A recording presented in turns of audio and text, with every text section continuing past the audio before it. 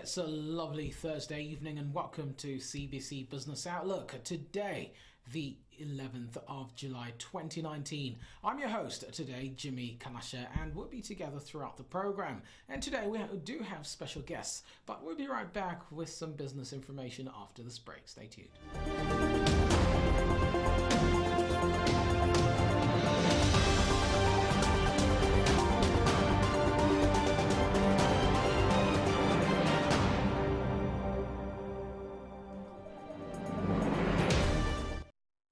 This is CBC Business Outlook. We now get straight to our first business story today. And now, Proactive Investors reports that Castillo Copper Limited has entered into an agreement to acquire 5 highly prospective copper projects covering about 1,050 square kilometers in Zambia. And in consideration for the acquisition, Castillo will actually pay the vendors $50,000 in cash, up to 125 million Castillo shares in stages, and a 2% net smelter return royalty on sale of concentrates from the projects. Now, the projects are near large-scale operating mines owned by recognized global mining groups, including Glencore, Barrick Gold, and First Quantum Minerals.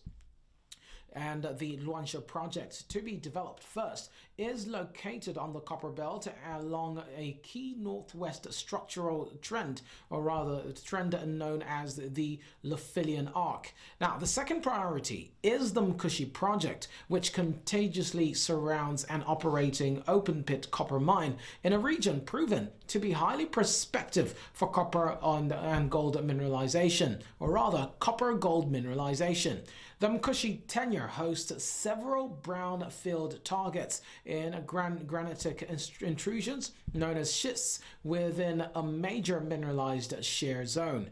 And the Lusemfort project area, activities of artisanal miners actually indicate outcropping copper mineralization is present.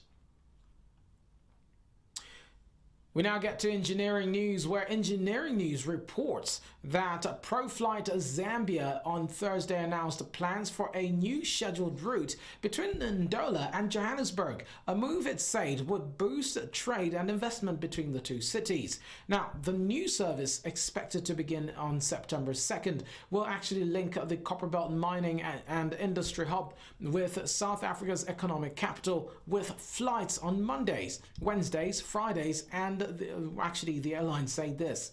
Now, the airline say that the 2.5-hour flights to and from Johannesburg on ProFlight's 50-seat CRJ jet aircraft would actually make it an efficient and reliable choice for business, leisure, friends and families to travel. Now, ProFlight has actually operated in Zambia for 28 years now, playing a significant role in facilitating tourism and growing the aviation sector. This is CBC Business Outlook. We take a short break. Coming up next, we have a very special guest actually to talk to us about some very important infrastructure.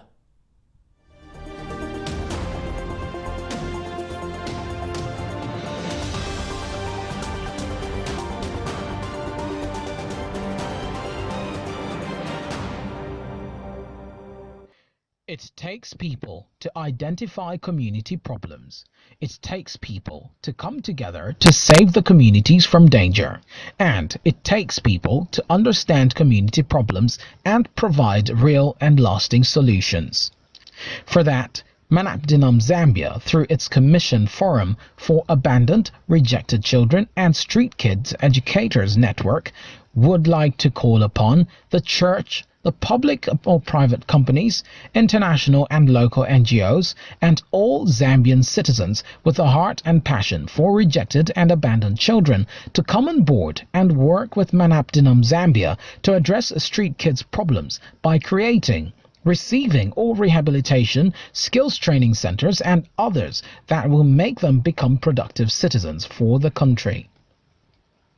For that, the Forum for Abandoned, Rejected Children and Street Kids Educators Network is humbly asking for donations with the aim to solve street kids' problems.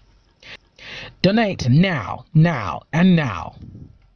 You can donate your monetary contributions to our bank account at AB Bank Cairo Road branch, account number 012-410-17114-15. Our account name is manapdinum-Zambia. Or on PayPal online donations, simply look for Manapdinum Zambia. And for more information, you can visit our offices at plot number 2050M off Ibex Hill Road or call us on +260 970 136 002 or +260 965 439 994. You can email us on manapdinumzambia@gmail.com. We look forward to working with you.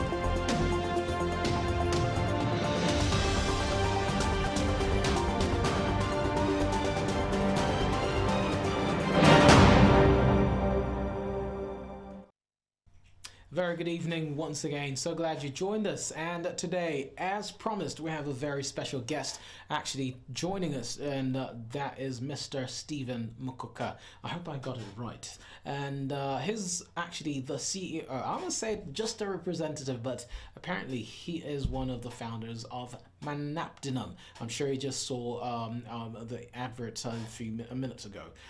Good evening, sir. Good evening, how are you? I'm all right, thank you. Welcome to CBC Business Outlook. Thank you very much. All right.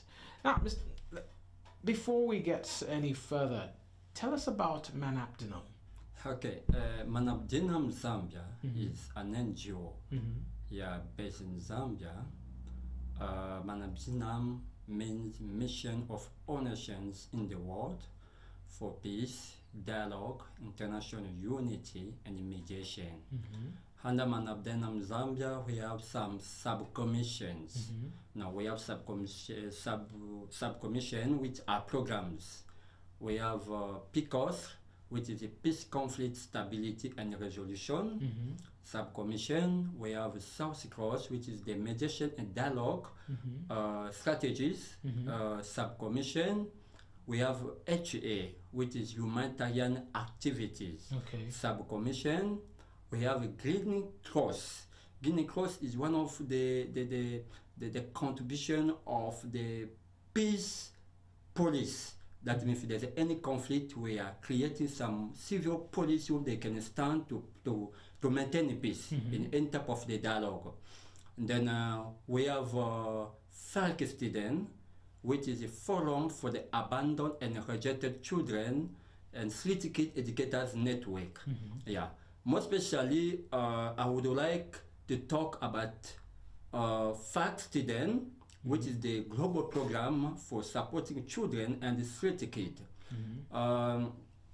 When we look at Manapdinum Zambia, I was the street kid. I suffered in the street. The Catholic priest, they took me from the street, I went which meant Congo. From Congo, I grew up in the orphanage. Then I saw how painful it is to be the street kid in the street. You were sleeping outside without any support. You can steal and be a danger to the communities. Then when I reached in this position, today I am the better citizen in the Republic of Zambia because there's some people who they stood with me and they supported me to be where I am today. I said I can't let my hand down and looking at the street kids in the street. Now for that we brought up Manapdinum Zambia, which is the Zambian first NGO in each only colors. Where we said that because we are using some powerful modules which any other NGO doesn't have in this Zambia. We are using like for us to identify the street kid and the abandoned, we use like FMI3, which is a functioning management of investigation. Which it was made by myself. How we can handle the street kid and handle the abandoned children and children rights. Yeah, we are also using the typical model, which is the accountability of whatever children are getting from our organization. If someone donates something, we buy food, we buy any type of things, whatever we do give to the children, we have the system to count them. If it's one bread per day, we have given how many bread to all those children, and per month we are using how many bread for all children to be fed. That's the program. And we have that we call transparency in our way of working. Why am I talking about the facts then? Because I found that we cannot talk about peace without starting down there. When we talk about the peace, we have so many types of peace. We have economical peace, social peace, and conditions peace. When people sleep in the street, they have nothing. They have bad vibes. They are like a danger to the communities. There's no peace. Can you understand? Yes. In that way, under manpdm Zambia, we have also created some few departments which can empower us to be the great organization. That means we have the garbage collection system that will help us to create the cash flow. We have also the manpdm security, which is security and protection, which also can help us. People can hire our security, so that at least we can create the cash flow to empower the street kid. We are not doing it as a business, but we are doing it to create a cash flow, because if you are asking from people, I would tell you, we have so many letters, we wrote it to so many organizations, but a few of them, they just respond. Other people even do what you call like playing with the organization. They will tell no, we are going to fund like this. Afterwards, they said, no, it's like that. I'll get my point. Then when we have some activity where we can sustain ourselves, it will be better. No. In that way, like some other cooperative organization, they say they will come to see us, to visit us, but others, they never even call us. Yes, I could talk about the letters which we submitted. So many companies are there. I can even talk about the names because we wrote to them. We never receive any feedback like a call, like from Bata, from Madi Max, and so on. There are so many. Okay, now let's focus on something you just mentioned. You said manpdm is an NGO, and you're all about helping street kids, and you're trying to find, you're trying to raise your own money. I mean, like you say, you've written to different organizations to actually help back you, and you're using garbage collection as a source of income. What other sources of income, what other businesses are you involved in? And how are you helping these street children? Are you teaching them business ideas as well? Listen, to empower a street kid is not to talk them about the business. For someone to become a better citizen in the world or in the country, we need to show them what they must do. They have gotten some skills. Us to our side, we need to create the rehabilitation center for the street kid. Yes, our local government, Big Joe, they stood with us, and they gave us the office in Karonda Square for the street kid sensitization and children support. Then 5 acres was promised for us in Lilai and Kitwe for us to come up to build the rehabilitation center and to create which we will call the Children Integration Center in Lusaka and Zambia.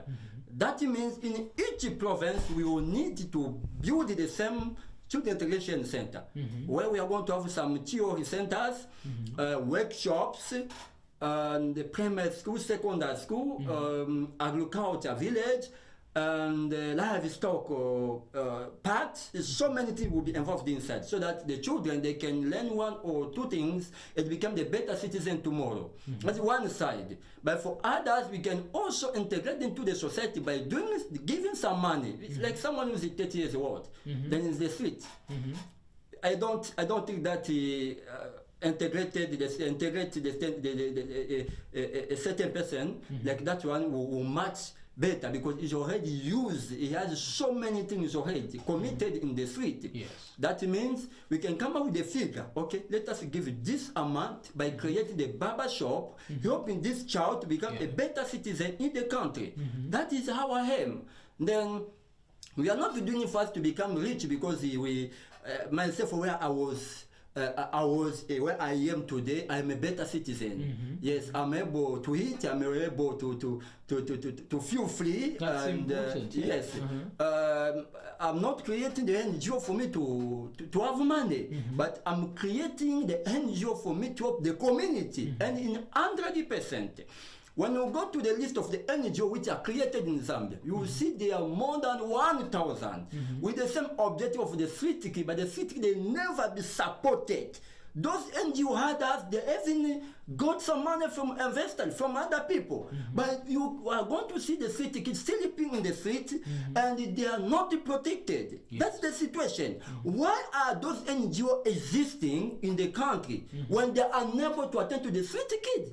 That's the problem for that. The Forum for Abandoned Rejected and City Educators Network, FARI student, is there so that all NGO and the cooperative other international NGO to come on the body to support all children matters or problematic in Zambia. That manpdm FARI student is the board of all NGO which are working for children in Zambia. Now, no one will defeat us telling us, no, I want to make my own NGO in the way there's no impact on the ground.